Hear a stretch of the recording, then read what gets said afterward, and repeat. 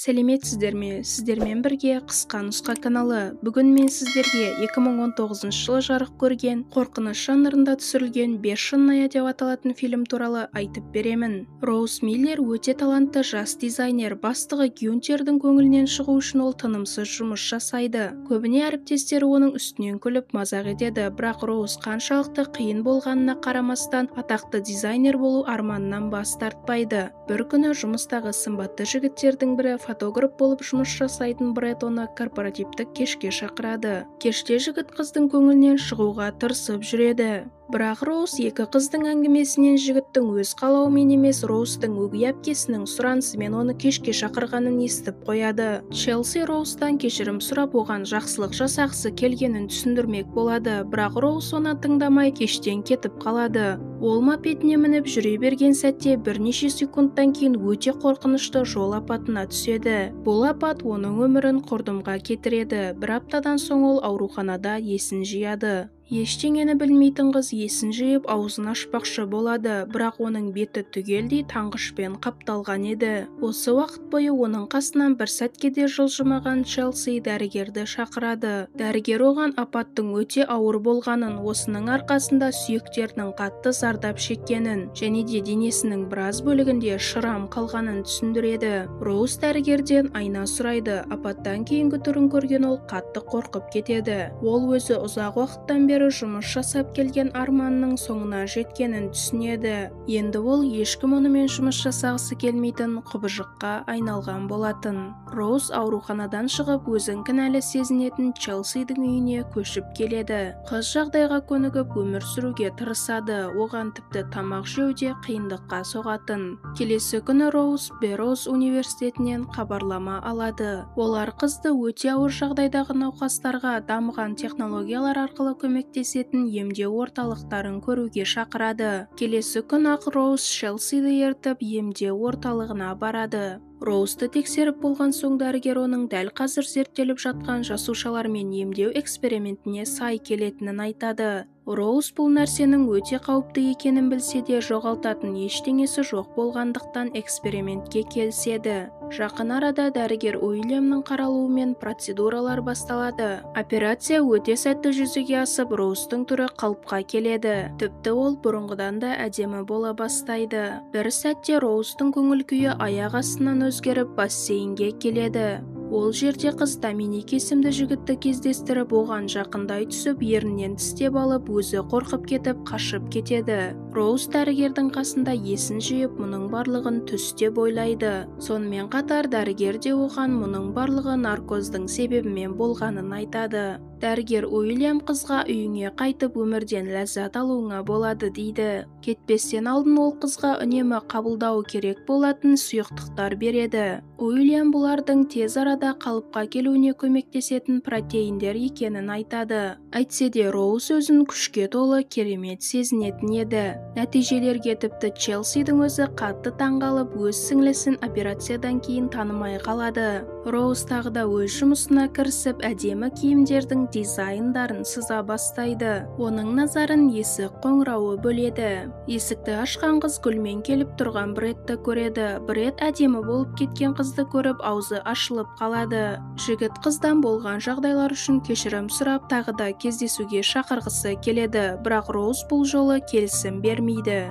Кешкісін Роуз өзінің жаңадан тіккен киімін киіп сауық кешке барады. Ол жерде оны бұрынғы бастығы көріп қалып бірден жұмысқа қайтуын сұрайды. Бақыттан бас айналған Роуз масайып қалып бір жігітті ертіп үйіне барады. Қыз аяқ астынан өзгеріп, жігітті тырнап алып мойнынан тістеп алады. Осыдан кейін ол өз төсегінде оянады. Ол мұның галлюцинация немесе шынайы болғанын түсінбейді. Бұл уақытта бассейндегі жігіт Доминик агрессивный бола бастайды. Ол түсірілім кезінде аяқ астынан Тейлор есімді әріптесіне шабуыл жасап, мойнынан тістеп алады. Осы уақытта Роуздың іші қатты ауырып, бірнеше минутқа есін жоғалтады. Өзіне келген ол аш қалғанын сезіп, холодильникте тұрған қанға оралған шикі етті жейді. Кешкісін көшеге шыққан Роуз бір қызға тиісіп жатқан жігітті көріп қалады.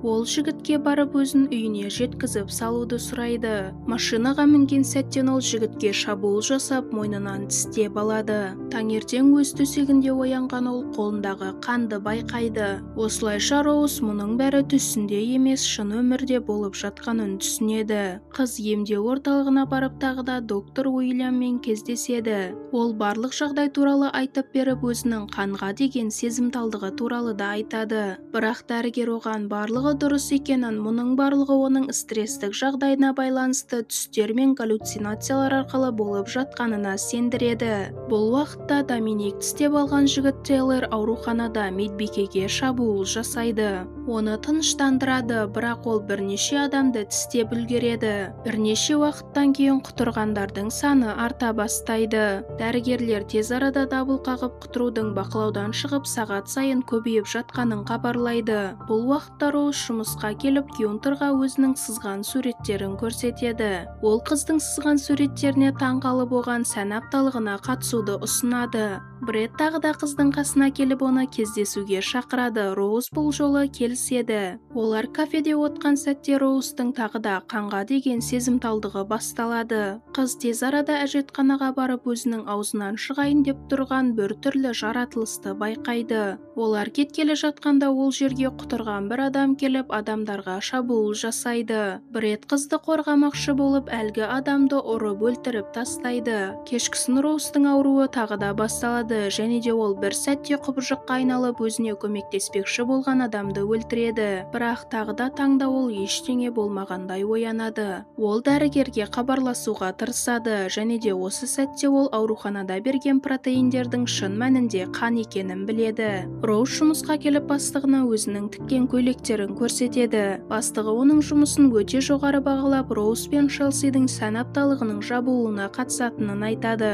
Қыздар өте қатты қуанады, өйткені бұл олардың ең үлкен арманы болатын. Мемлекетте құтыру ауруы одан әрі қарай асқындай түседі. Басшылар тез арада жедел шараларды қабылдап, адамдардан үйден шықпауын, құтырған жан-жануарларға жақындамауын және де ауру белгілері анықталғаннан бірден ауруханаға келулерін сұрайды. Карантинге қарамастан Гюнтер сән апталығын өткізбекші болады. Ол жерге келген Челси жолда белгісіз бір әйелдің оның қолынан тістеп алғанын айтады. Бұл уақытта Роуздың іші тағы да ауыра бастайды. Оның денесінен белгісіз бір жыланға ұқсайтын жаратылыс шығып, сол жердегі бір адамды өлтіріп тастайды. Осы сәтте Бред пайда болып, бұл жағдайлардың ешқайсына таң қалмай қызды көтеріп ішке кіргізеді. Бірнеше минуттан кейін Роуз есін жияды. Бред оған ауруханаға баруымыз керек дейді. Бірақ бұл қыздың өміріндегі ең ұзақ күткен сәті болғандықтан ол ауруханаға бармай сән апталығына қатысады.